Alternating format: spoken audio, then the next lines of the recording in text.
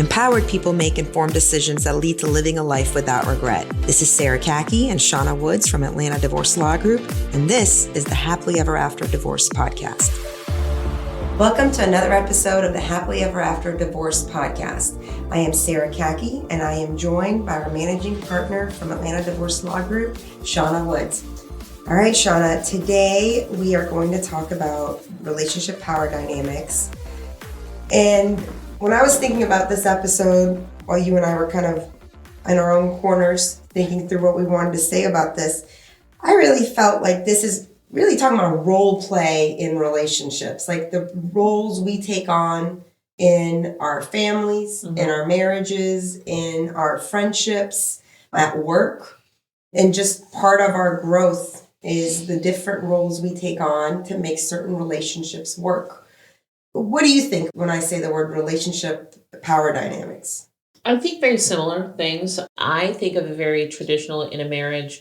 If you have an older person who marries someone significantly younger and that younger person happens to be closer to the age of 18 or quite young, that's the first kind of power dynamic that I think of. And I do think it's role play in a certain way.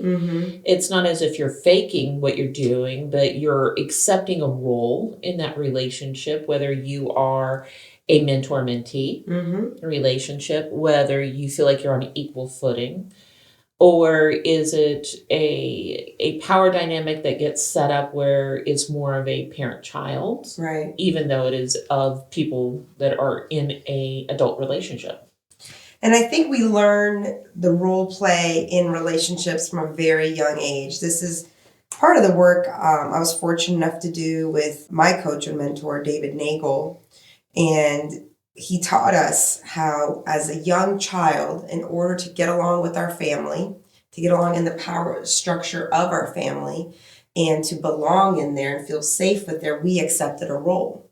And the role could have been, you're the nice one, you're the agreeable one, you're the rebel, you're the golden child, you're the peacemaker, you're the loud one, you're the party animal, you're the shy one.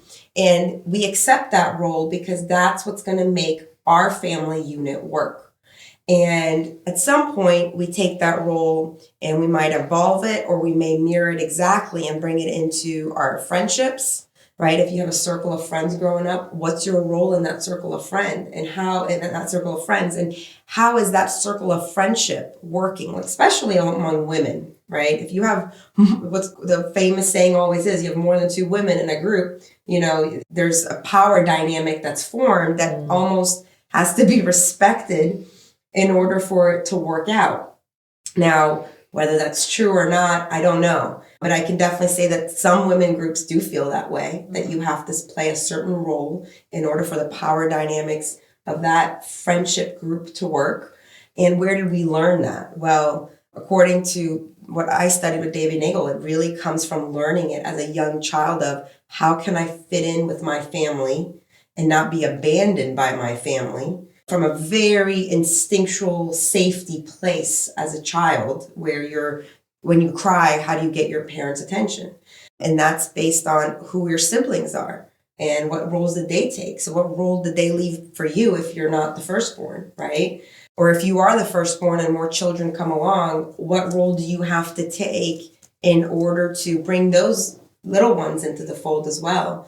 Does this bring anything up for you? Yeah, absolutely. And I was just thinking about how we all attribute certain attributes to the firstborn, the middle child, the baby, and they tend to be true and we can joke about them. But what you're saying makes complete sense because it is a role that they're stepping into. And I do think that as we grow and leave our families as we do and form our own friendships and families, that gives us the opportunity to explore roles that were not in that dynamic. And sometimes that can be interesting as you go back into your family unit for visits. Yeah.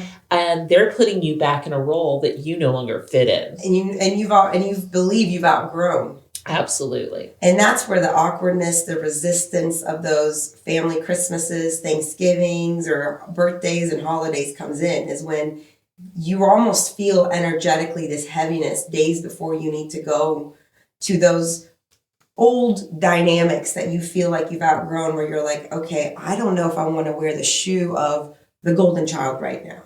I don't know if I want to wear the shoe of the rebel right now, or they're all going to speak to me, from Sarah 2002. And I don't want to be Sarah 2002 right now. I don't have the energetic space to even play along, because we're talking about, a lot of times these are subconscious. I think as a child, it's happening subconsciously that you're playing these roles. But when you turn into an adult and you become aware of them, like Shauna's saying, and you outgrow them, and then you take on new power dynamics or new roles, you might become aware of the role you were playing in another unit or in another power dynamic. And then you feel the resistance of going back there because of the energy drain it takes to go into those roles. And not only the energy drain that it takes to go in those roles, but the dynamic of them seeing you as one dimension. Right. Right. I was seen kind of as the disruptor, as a child. Shocking, I know. But I was really, I challenged status quo. And so in my father's eyes, that came off as angry, right? So even when he still describes me as an angry individual. And it's funny because I don't feel like I've fit in that role in a good 30 years. Right. Right. And so it's an interesting dynamic to which you walk back into. And because he's treating me that way, I sort of become angry. That is so interesting. And so it is one of those things, I think, as an adult, you really have to be aware of these power dynamics and walking back into it and going, I no longer fit in this role. Can we readjust? And I think that's the first step, is becoming aware of it. I don't think without this personal development journey I went through, I could have become aware of the roles I was playing as a child to be fit in with my family unit. I very much was the pleaser, the golden child, the good one, the agreeable one. And it is in my nature. And I think we have these things truly, we can encompass so many parts, right? Like you said, we're not one dimensional, we're dynamic. But the difference is using those parts of yourself in a conscious choice place of, this is what I want to provide right now. This is what I want to contribute. This is what my loved ones need from me right now, or this is what I need right now to embody, versus role playing, stepping into those roles just to feel safe and feel like you belong, which doesn't come from a conscious choice. It comes very much from a instinctual, am I safe? Am I okay here? What am I accepted here? And what's interesting is, we as adults, if we're not aware of this, we don't become aware of the roles we've taken on, we try to recreate them in our work environment. And we also try to recreate them in the families we start building on our own. I had a business coach, his name was Henry, and years ago, he told me that be very aware of how employees in your firm are looking to recreate the mother-father relationships inside the firm. Be aware of how you recreate your own family dynamics inside your firm. Who's playing the role that your dad used to play? Who's playing the role that your mom used to play? Who's playing the role that your brother used to play? And how are you feeling safe inside your work environment by holding on to the golden child, the agreeable one, or in your case, the disruptor, right? Right. You said that and just kind of triggered some memories in me about people placing you in roles, right? When, like you said, the mother role or the father role. And because of my role in the firms that I am here, obviously, and in other firms that I have led, I have had people look at me as a mother figure. Right. That's not always great. No. Most of the time it's not. And I'm thinking about this one particular individual who had a horrible relationship with her mother. And when she put me in that role, it created tension between the two of us. And I really had to be the one who distanced and was like, I'm not stepping into this I'm role. not playing this power dynamic with you. Right. This is a relationship of business, not of a familial type. And then where, most of our listeners, this is impacting them the most, is at home. Yes. And that's where the awareness really needs to kick in of, what roles are you bringing into your relationships at home, whether it's a very traditional nuclear family, husband and wife and children, and what roles dynamics is your spouse bringing into the home. And I think a lot of marriages or relationships or partnerships that are struggling could gain a lot if they were just to become aware of how the power dynamics from home are coming in from their childhood home is now playing a part in creating tension in the current home. But here's what's fascinating, Sean. I find this a lot in consultations with our clients. The partner they pick, and we will have an episode on the partner you pick. The partner they pick, a lot of times, if they're not aware of their own role play, is designed to work with the power dynamic from their childhood. Absolutely. Because it's what makes them feel safe, and it's the known, and it's the devil they know.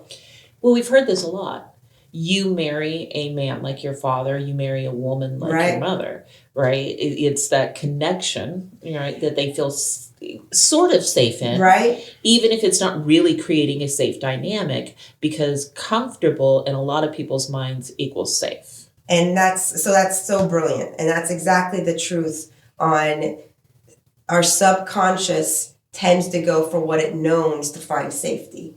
The unknown could truly be a better place, but if the subconscious does not know what it is, it's uncomfortable, it's unsafe, run away from it. And so we could truly be turning away better relationships, better partnerships, better friendships, because they require us to step out of the role play that we know and our subconscious is very comfortable with. Again, going back to David Nagel, I remember my cousin and I, my cousin Shadi, who would not mind me mentioning her on the podcast. She's a friend of the firm, but her and I went to one of David's events, and we grew up in a very tight-knit family. We grew up like sisters because our moms are sisters and they raised us together. So she played the rebel. Hard and fast, she played the rebel. Like, she carried that flag for the whole family, and I played the golden good child, hard and fast, and I held that flag high for the family. And I remember when I was telling David, like, was my role in our family. Shadi's sitting there nodding her head, like her, yep, that was her. She was the good one. She was the goody two-shoe. And then, Shadi gets up to the mic and just like huffs and puffs and, blows up her chest and is like, well, David, I was the rebel. Like, I did not play the role play Sarah did. I was the rebel. And David was like, no, you very much played along. You played on the same spectrum that Sarah did. You just took the other end of it. Mm-hmm. And Sarah took this end of it, because that's what the roles were available in your family unit for it all to work. And then I remember just like being, oh my God. Because I always looked at Shadi as somebody that was like refusing the role play, refusing the power dynamics of the family, because she went along to her own tune and she rebelled against everything. And David like just brought us both to our knees. Is like, no, rebelling against the system, rebelling against the family, rebelling against the power dynamic of the family is just as much role play as the one that's being agreeable to it.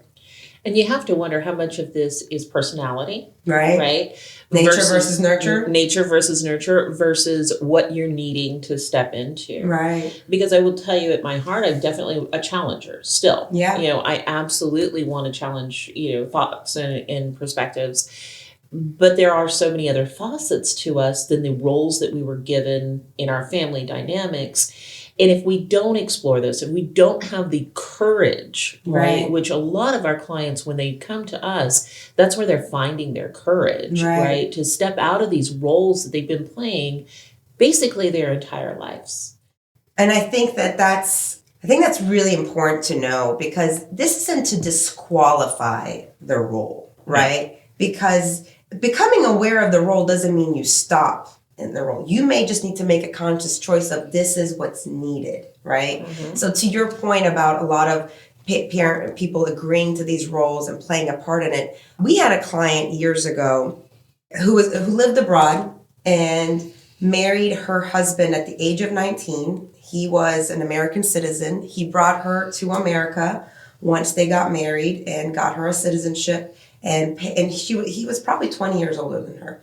He had an established life in America, so he funded her through college. He funded her higher education, so she became a good earner on her own, in her own right. And at this point, had lived in the United States for 15 years, earning money on her own and learning the language and really adapting. And she had come into this marriage in a very paternal place. Like, her dad had died when she was at a young age. Her and her mom had taken care of them, each other. And then so when this older man comes in when she's 19 and brings her to a developed country where there's all this opportunity for her, is very much her caretaker in a very paternal way.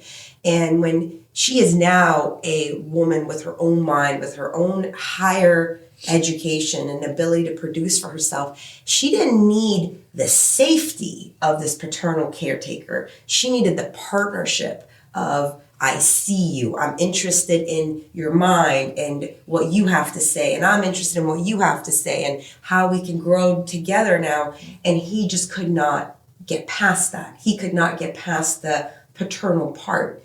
And she wanted to break that power dynamic, and it led to them having some very miserable years till she was finally at her wit's end and was like, I can't be in this role anymore. I need true partnership. Yeah. And she had to break the cycle through divorce.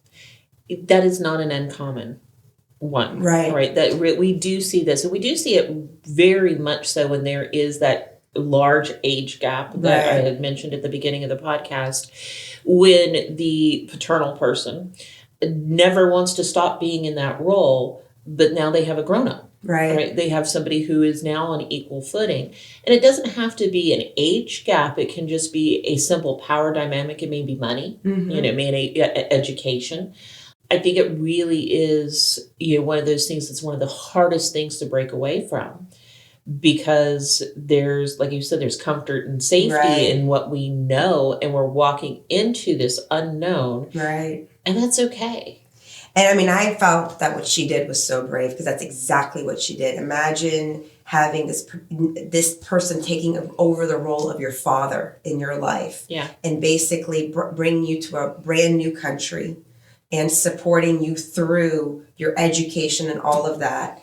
And when you want to grow with them and want to grow the partnership beyond that paternal child relationship, they are just not available for it. But if that's what you've known for a long time, to be willing to step out of that box and say, I want to meet you outside of this box. Will you join me outside? And when they say no, you have a decision to make.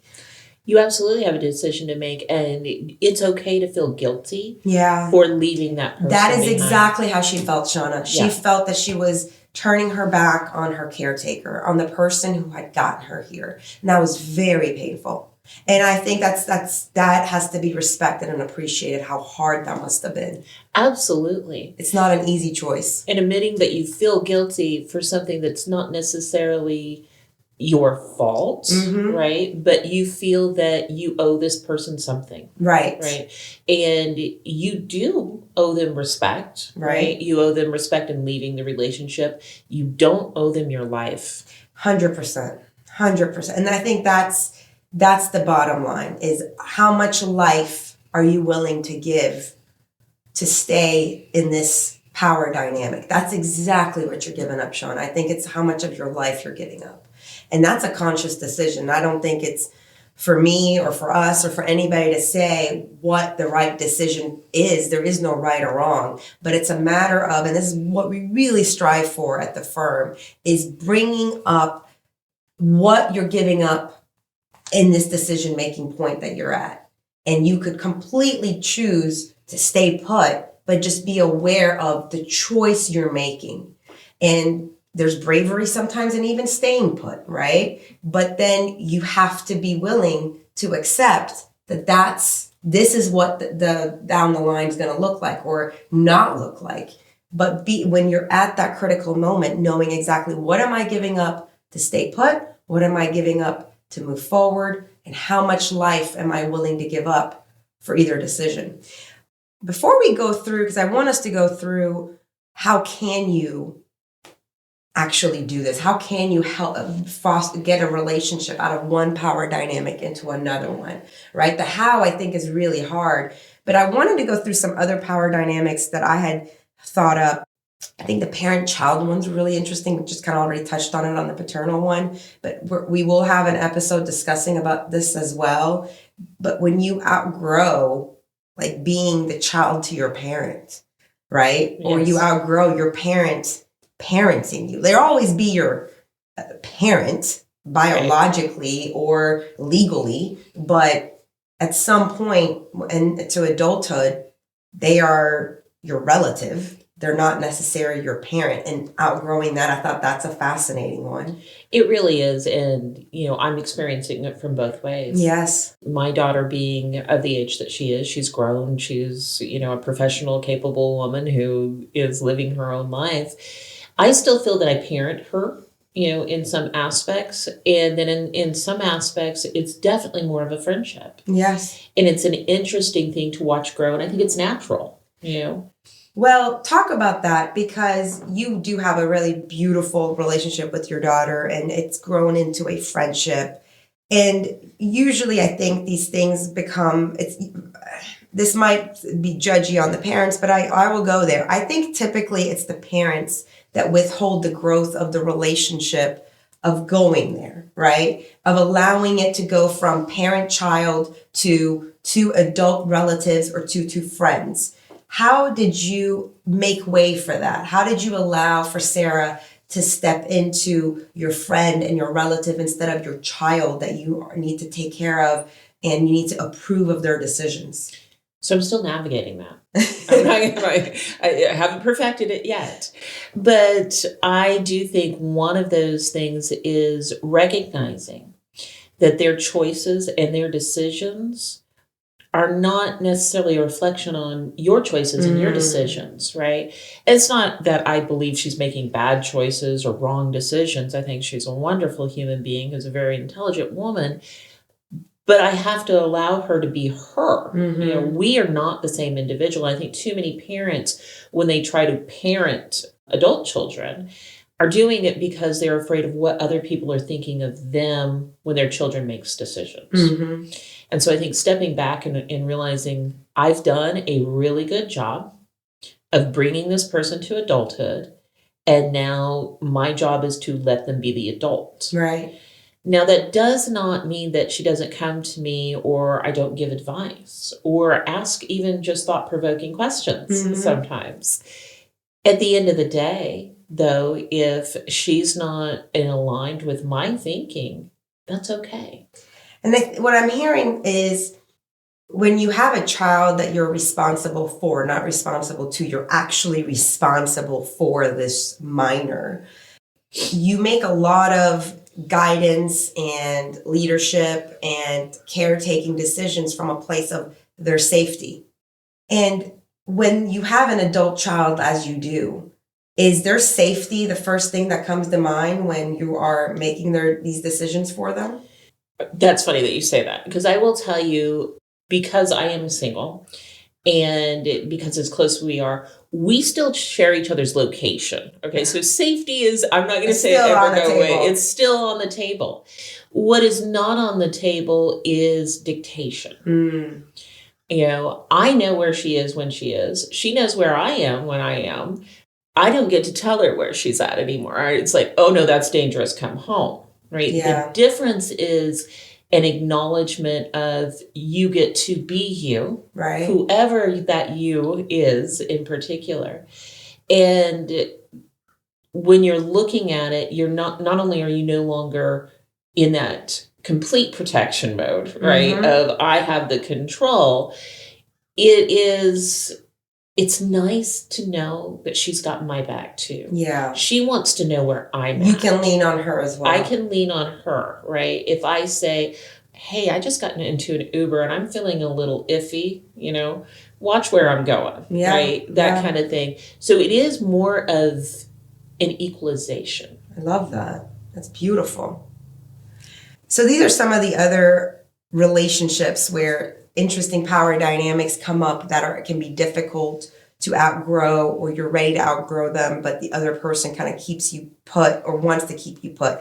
Mentor and mentee. We see this all the time where the mentee starts outgrowing the mentor, and the mentor, who is wonderful, giving, and loving, starts having issues with the mentee sort of becoming their equal. So I think that's an interesting one to watch, both from the mentor perspective and the mentee. For the mentor to also kind of watch themselves, like, whoa, what is showing up for me right now that I cannot see past this person reporting up to me in a certain way.